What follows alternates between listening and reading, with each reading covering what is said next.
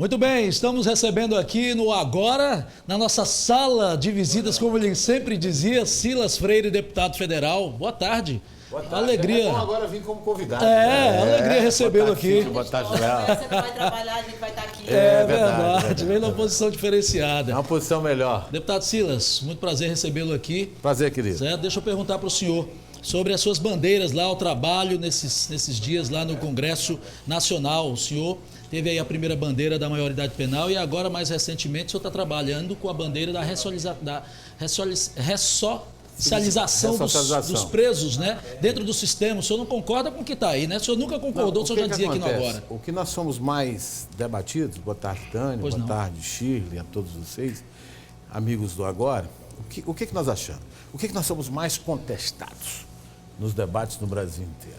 Vocês vão botar esses meninos menores de idade no calabouço, na penitenciária, onde ninguém se recupera. É verdade. É verdade. O órgão responsável pelo sistema penitenciário do Brasil gastou o ano passado cerca de 700 milhões de reais e só 2% disso com ressocialização. Então não existe. Nós não temos pena de morte, nós não temos prisão perpétua.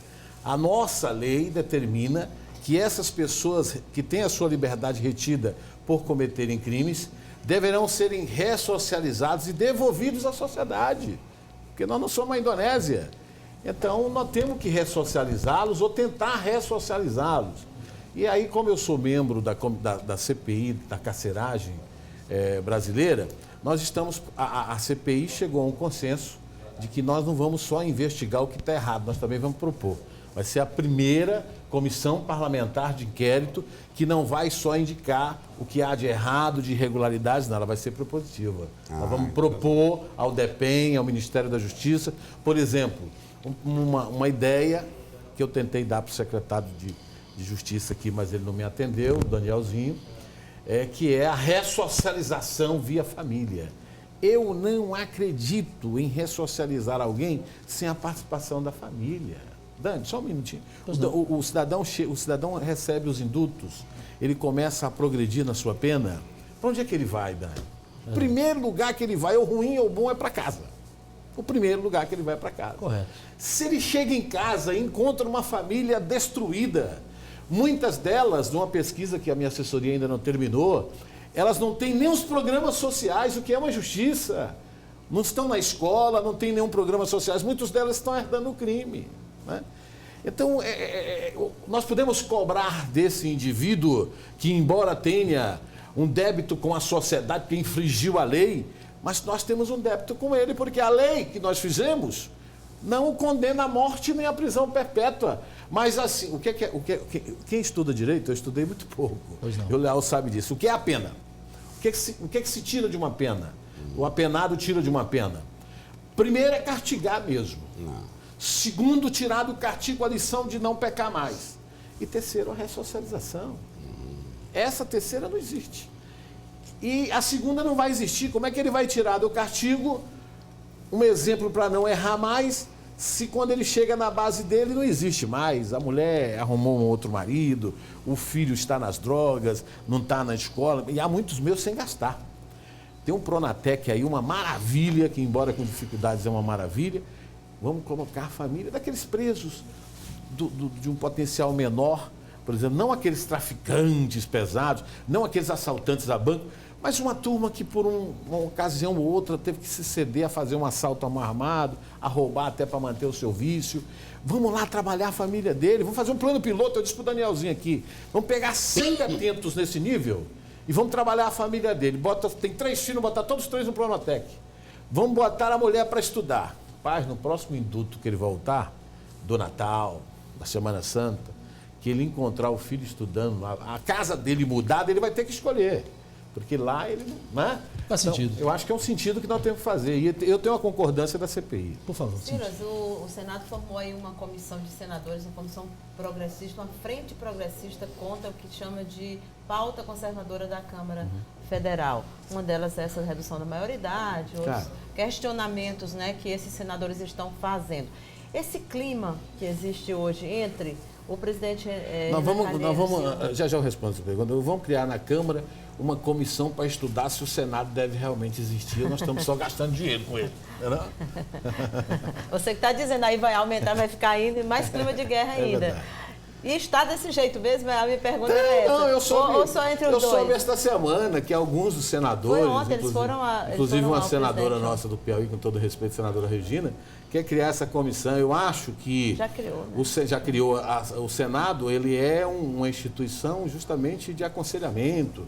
É uma instituição que, se possível, reformadora, uma instituição que estão lá ex-governadores, estão lá pessoas experientes. Agora, para dizer que é para desconsiderar as decisões de quem representa verdadeiramente no composto legislativo o povo, o Senado representa o Estado. Quem representa o povo é a Câmara, quer dizer, é a mesma coisa, tem que ter cuidado. A gente estudar, debater o Senado e a Câmara, a maioridade penal, por exemplo, a terceirização, eu não sou contra. Eu acho que são dois poderes que devem discutir isso. Agora, você já vem com os dizeres emblemáticos de que essa comissão foi criada para acabar com os arroubos da Câmara Federal, porque, em tese, é isso que está sendo dito, né? Aí nós não aceitamos, porque aí ia acabar com os arroubos do povo, porque foram o povo que nos colocaram lá. Nós representamos o povo e eles representam o Estado, né? Então, nós acreditamos que precisamos encontrar aí um meio termo, porque dois poderes importantes como o Senado é como eu disse. Eles dizem isso, mais tarde nós vamos dizer. Então vamos criar uma comissão para estudar se o Senado deve existir ou não. Aí vai criar uma guerra, como você disse, que não vai acabar nunca. É melhor nós encontrarmos um bom termo, né? O Senado, o deputado disse muito bem, e eu quero dizer aqui da alegria de tê-lo aqui de volta, né? Depois de um convívio de 2 anos aí, onde aqui discutimos todos os problemas do Piauí, do Brasil. Tivemos uma relação muito boa, muito respeitosa e que deu bons resultados e continuamos nesse trabalho, você agora é deputado federal, mas eu devo dizer 2 coisas. Em primeiro lugar, isso não interessa nem à população, nem aos estados nessa discussão. Primeiro porque a Câmara tem, já disse muito bem, é a representatividade do povo e o Senado dos estados. Nós já somos inferiores na representação popular, porque temos uma bancada apenas de 10. Da bancada do Senado, nós temos uma igualdade. Para que todos entendam, cada estado tem 3 representantes, porque é representante do estado. Mas eu perguntaria ao deputado Silas Freire, que defende a redução da maioridade e tem posições firmes sobre isso, o que me chama a atenção, deputado, 2 coisas me chamam a atenção. A primeira é que todas as vezes que se trata desse assunto, vem logo a tese de que nós precisamos cuidar dessa questão ao invés de diminuir a maioridade, ou de fazer reduzir. E que precisamos disso, precisamos daquilo. E isso não sai do discurso. É verdade. O senhor acha que é por vontade política ou é uma maneira de se ver livre do problema e não discuti-lo em profundidade? Não, nós vamos cuidar disso. Todos os governos dizem a mesma coisa. Não é este governo, não é o de ontem, nem o ano de ontem. Todos eles. Não, vamos cuidar disso. As propostas que existem aqui são boas. Mas isso não tem tido efeito prático. O senhor acredita que isso possa ter, nesse momento, nessa conjuntura atual, possa se estabelecer agora um momento adequado para se começar a cuidar disso aí? Não, olha, eu aproveito a oportunidade para dizer que sociologicamente eu estou incorreto quando penso na redução da maioridade penal. Mas eu não posso me enganar em dizer que a educação do Brasil mudará de água para vinho de hoje para amanhã. A solução não era reduzir a maioridade penal. A solução não era encarcerar esses meninos e sim educá-los. Mas eu vou ter educação em tempo integral no Brasil inteiro daqui para amanhã? Não. Eu vou ter cultura batendo a porta da minha juventude daqui para amanhã? Não. Eu vou ter instrumentos para unir esta família daqui para amanhã, depois da manhã? Não. Então façamos igual outros países fizeram. O Japão já teve com 12 anos de idade. Ele não mudou porque não deu certo, ele mudou porque ele mudou a educação dele. A educação dele acabou sendo uma das melhores do mundo. E por isso ele colocou já 21 anos de idade, porque ele viu que não havia mais necessidade e o Brasil pode fazer isso. Agora, nós não vamos mudar a educação daqui para amanhã. Então, infelizmente, nós temos que dar esse tratamento de choque. Eu tenho alguns números, Leal, que mostram, quando a gente... os defensores dos direitos humanos, eles nos mostram 1%. Apenas menos de 1% de participação de menores em crimes graves no Brasil. Não é só isso que nós estamos buscando e esse número ele é irreal.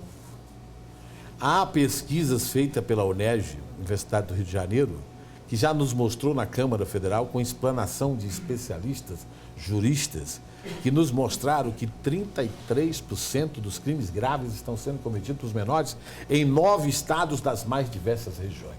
Agora, só querem enxergar uma coisa, cada número disso enxerga como quer. Agora, o dado mais alarmante, mais preocupante, todo santo dia, morrem 28 adolescentes no Brasil assassinados. Todo santo dia.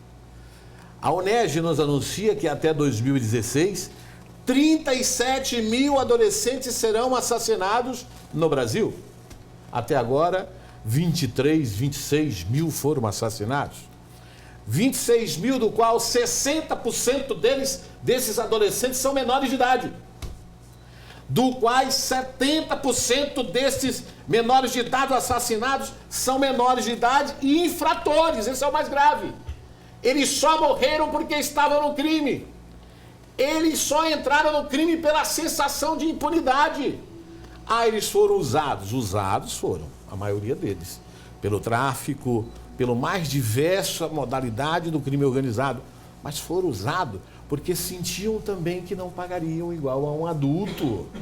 E eles estão recebendo uma sentença pelo crime, o crime que está seduzindo a eles e que estão dragando eles pela sensação de impunidade. Não é a sentença que o Silas quer dar, que tantos outros deputados querem instituir na Câmara Federal, não, é a sentença de morte. Lá eles estão recebendo a pena de morte. Então, por isso que quando eu fui para a Câmara, eu levei aquele cartaz: o jovem no crime, ou ele mata, ou ele morre. Ele está sem opção. Cíntia? Pois não. Tem uma outra pauta que é dessa linha aí de pauta conservadora, que o senhor é contra, eu voto contra, que é o processo de terceirização, e que agora vai para esse embate lá no Senado. A presidente Dilma se manifestou mais uma vez agora há pouco contra a terceirização também, que é precariza as relações de trabalho, né? Todos os especialistas dizem isso. Mas parece que no Senado não passa e cria um outro tipo de problema, né, deputado? Isso que a gente falou agora há pouco. A maioria na Câmara. Voltando para cá. A maioria na Câmara reformou o projeto, por exemplo, a terceirização para o serviço público, mesmo em empresas mistas, foi eliminada numa proposta do próprio PSDB. Mas a terceirização privada em todos os níveis, no meu entendimento, e no entendimento de muitos especialistas, ela precariza essa relação.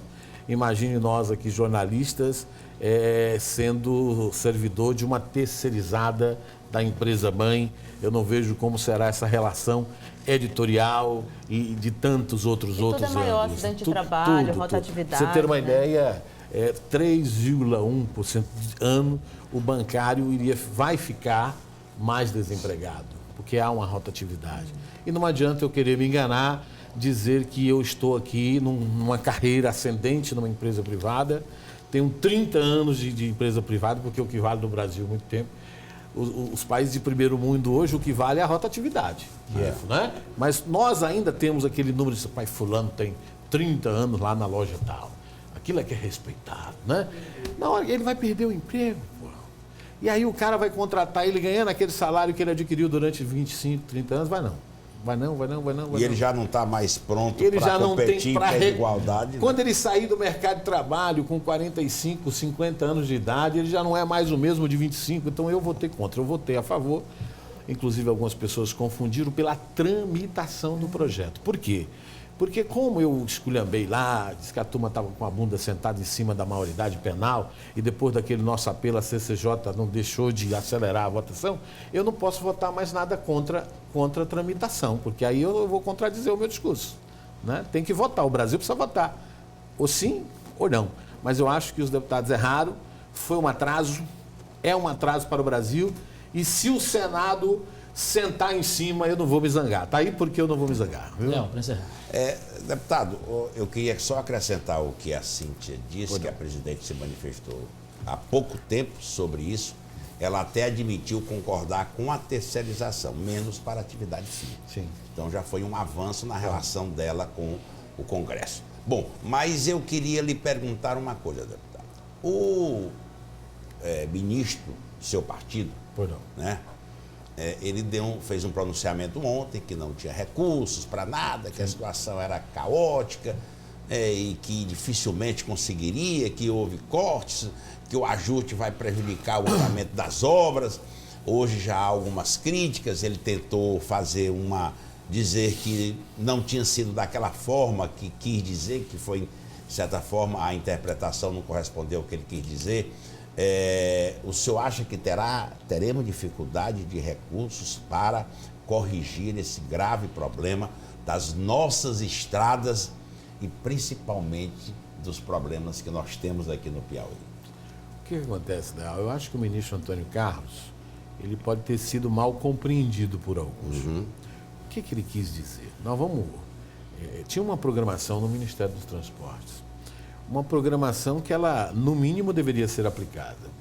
Com os cortes, porque eu costumo dizer o seguinte, o Brasil não está nessa crise porque quer, por erro de A e de B. Não, essa crise abraçou os maiores e mais potentes países do mundo.